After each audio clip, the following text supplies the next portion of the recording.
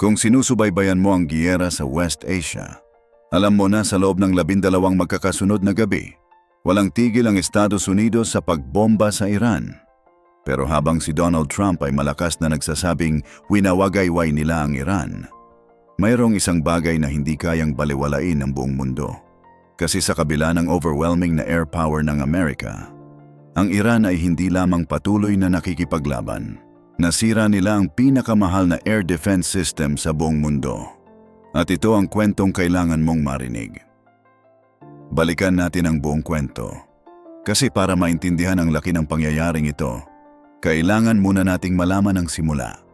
Noong nakaraang gabi, nagsagawa ang Estados Unidos ng maramihang airstrike sa Iran, ang ika-12 magkakasunod na gabi ng pambobomba.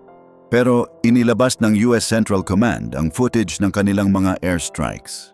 At sinabi mismo ni Pangulong Donald Trump na nananalo ang Amerika sa giyera.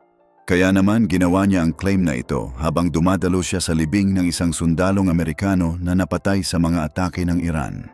Sinabi niya, "So we're likewise winning in the Islamic Republic of Iran, and we're ensuring that they will never ever be able to do to us what they've done to so many." Ngayon, inilatag ng Amerika ang overwhelming na air power nila laban sa Iran. Pero sa kabila nito, patuloy pa ring lumalaban ang Iran. Kinaumagahan, ginanti ng IRGC, ang Islamic Revolutionary Guard Corps. Nagpaputok sila ng maraming ballistic missiles at drones. At tinamaan nila ang maraming military site ng Amerika sa buong rehiyon. Kaya naman, ayon sa mga ulat, tinamaan ng Iran ang hindi bababa sa 4 na American camps sa Kuwait, kasama ang mga US forces na nakadestino sa Jordan. Pero sinasabi ng Iran, nawasak nila ang isang Patriot Air Defense Battery at isang MQ-9 drone depot sa Kuwait. Kaya naman, ang pangunahing kwento ay mula sa Jordan, kung saan sinasabi ng Iran, tinamaan nila ang isang THAAD battery kasama ang isang Patriot system at isang CRAM radar. Ngayon, ito ang sinasabi ng Iran. Pero kahit hindi maging tumpak ang bawat claim, ang mas malaking larawan ay imposibleng baliwalain. Kaya naman, natuklasan ng Iran ang paraan para sirain ang pinakamahal na air defense shield sa buong mundo. Ating alamin ang buong konteksto nito. Alamin natin kung ano ba talaga ang THAAD. Pero ang THAAD ay tumutukoy sa Terminal High Altitude Area Defense, isang anti-ballistic missile system. Kaya naman, ang isang kompletong unit nito ay nagkakahalaga ng hanggang $3 bilyong. Ngayon, tingnan naman natin ang Patriot. Pero ito ay isang air defense system na nilikha para i-intercept ang mga drone, jets at missiles. Kaya naman, ang bawat unit ng Patriot ay nagkakahalaga ng $4 milyong. At panghuli, ang CRAM radar. Pero ang CRAM ay tumutukoy sa counter-rocket, artillery at mortar. Kaya naman, ang trabaho nito ay ibagsak ang mga ground-launched short-range weapons. Ang radar na ito ay nagkakahalaga ng $15 milyong. Ngayon, ang THAAD, ang Patriot at ang CRAM ay magkasamang gumagalaw. Pero sama-sama, sila ang bumubuo ng pinakamahal na air defense system sa buong mundo. Kaya naman, natagpuan ng Iran ang paraan para pasabugin ang mga ito. Gamit lamang ang murang Shahed drones at missiles, winawasak ang mga sopistikadong sandata ng Estados Unidos. Hindi lang ito tungkol sa pagsira ng equipment, pero ito ay tungkol din sa pagsalungat sa imahe ng American invincibility. Kaya naman, patuloy na lumalaki ang listahan ng pagkalugi para kay Donald Trump. Nawala na ang Estados Unidos ng mahigit 40 aircraft. Dosenang radars at air defense systems ang offline na ngayon. Kahit ang mahahalagang command centers ay nawasak na. At ito lang ang mga military assets, pero patuloy ring tumataas ang human cost. Kaya naman, ayon sa mga ulat, hindi bababa sa 18 US troops ang napatay mula noong magsimula ang giyera. Mahigit 550 ang nasugatan. At sila ay sumasailalim ngayon sa medical treatment. Malinaw, malaking bigat ang dinadala ng giyera ni Trump. sa mga sundalo at assets ng Amerika. Pero hindi ito nangangahulugan na natatalo ang Estados Unidos sa giyera. Kaya naman mayroon pa rin ang Amerika ng advantage. Mayroon silang mas malaking Air Force. Mayroon silang mga satellite para sa intelligence at kakayahang magsagawa ng long-range precision strikes. Pero kahit gaano kalaki ang kapangyarihan, pero hindi ibig sabihin ay absolute control na rin. Kaya naman, ipinakita ng Iran na kaya nilang saluhin ang epekto, kaya nilang gumanti sa kanilang sariling mga tuntunin.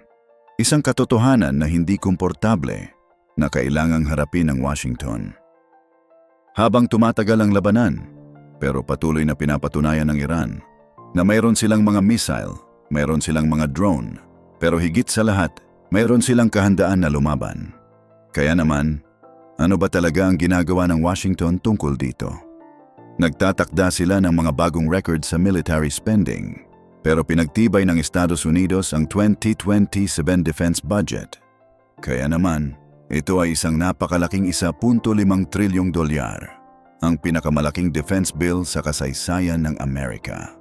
Ang House of Representatives ay bumoto ng 216 laban sa 212 para dito. Pero noong nakaraang taon, ang defense budget ay $900 bilyong. Ngayon, nakakap na ito sa $1.5 trilyong.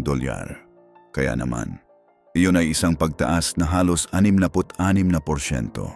At ang tanong, sino ang nagbabayad? Pero ang mga ordinaryong Amerikanong nagbabayad ng buwis. Sila ang nagbabayad ng lahat ng ito. Kaya naman, ang giyerang ito ay iniladlad na ang war machinery ng Amerika sa maraming paraan. Maikli, matunog. Pagkatapos ay mas mahaba para bumuo ng momentum. $3 bilyong, $4 milyong, $15 milyong. Iyon ang halaga ng THAAD, Patriot at CRAM. Pinagsama-sama ang pinakamahal na air defense system sa buong mundo at natagpuan ng Iran ang paraan para sirain ito gamit lamang ang murang drones at missiles, isinulat para sa isang tao. At kung ikaw ay nagbabasa nito ngayon, marahil ikaw ay isang taong nag-aalala sa direksyon ng giyerang ito. Naiintindihan ang pagkabalisa mo. Kasi ang American dominance ay ngayon hinahamon ng murang Iranian drones. Ang military assets ng Amerika ay tila pagod na, overstretched na.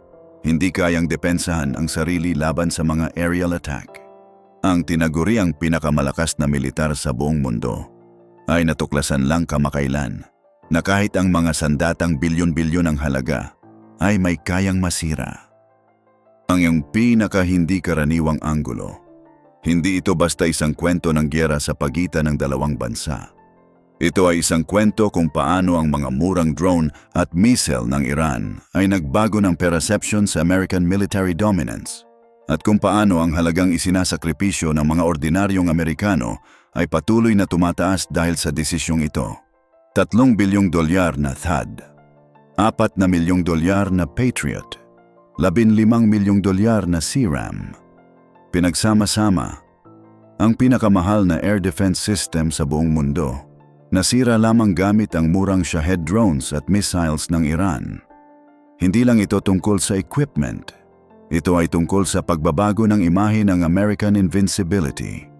At habang patuloy ang giyerang ito, ang tanging tanong na natitira, gaano pa katagal kayang tiisin ng mga ordinaryong Amerikanong nagbabayad ng buwis ang bigat ng $1.5 trilyong na defense budget para sa isang giyera na patuloy na nagpapatunay na ang overwhelming power ay hindi kasing simple ng ganap na control.